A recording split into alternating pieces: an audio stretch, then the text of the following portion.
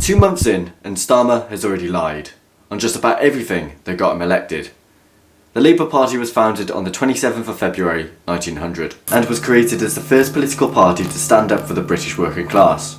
Come to today and it's gently transitioned into a party of socialism. And no, they're not the same thing. Over the years, everything has subverted. In the modern epoch, racism is now anti-white, feminism is anti-woman, the LGBTQ community fights for Palestinian rights, the Conservative Party is left-wing, men are now women, and the Labour Party is the party of elitists.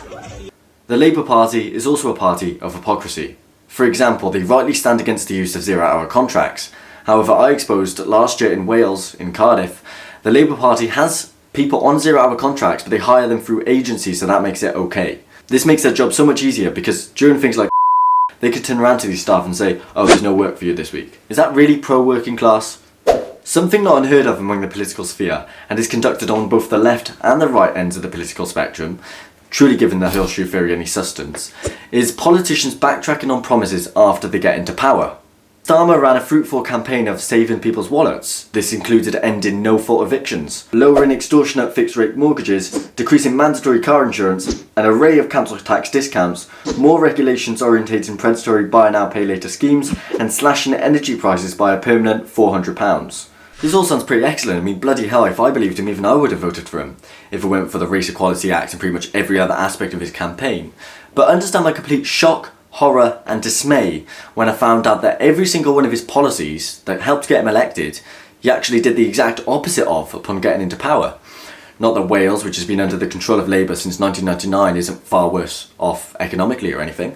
Now, in all fairness to him and credit where credit is due, car insurance premiums have dropped for the first time in 2 years from £635 to £622 per year on average. But there's still a lot he hasn't done, and he's actually done the exact opposite of. I mean, for example, he hasn't lowered fixed rate mortgages yet. But James has only been in for 3 months, give him time. Well, hold on. There's still quite a bit I haven't mentioned, and the first of which we're going to go through is energy prices. Now, before Starmer got into power, he promised to cut energy prices by £400 a year.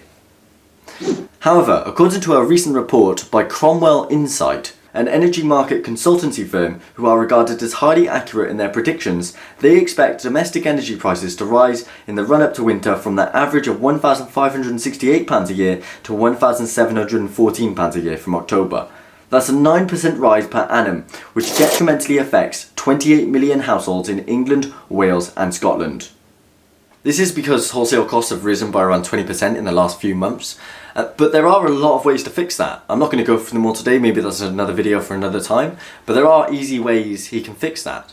But I don't think he was telling the truth in the first place, because one of Labour's key pledges is the introduction of more net zero policies and legislation. Now, the problem with net zero is that it takes our focus away from fossil fuels and reliable energy, like nuclear for example, and instead focuses our attention on renewable power sources.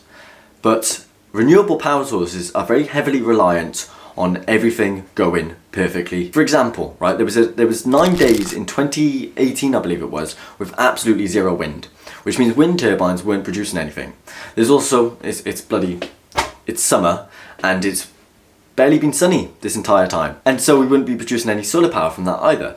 The main problem with it is, as I sat down with someone called Paul Burgess, who runs a YouTube channel called Climate Realism by Paul Burgess, who explained to me that in order to store enough wind power to power the entire country, it would cost us over £2 trillion.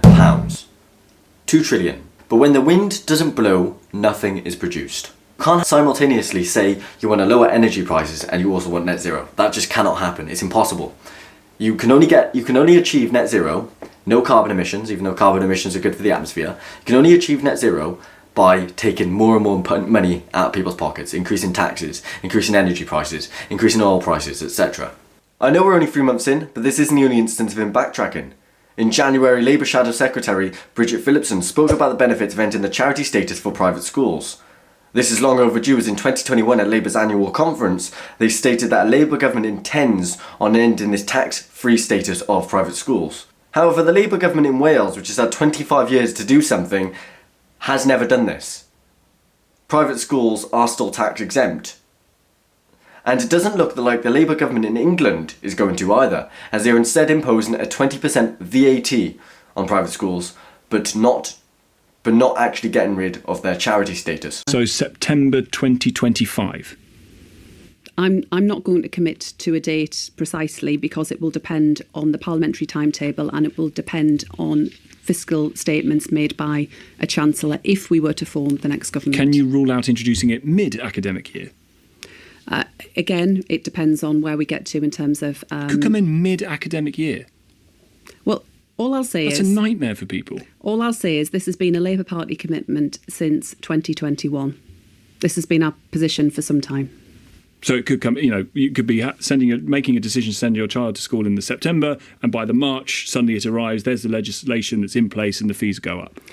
Parents know and voters know going into this election that if Labour wins the election, we will introduce VAT on private school fees.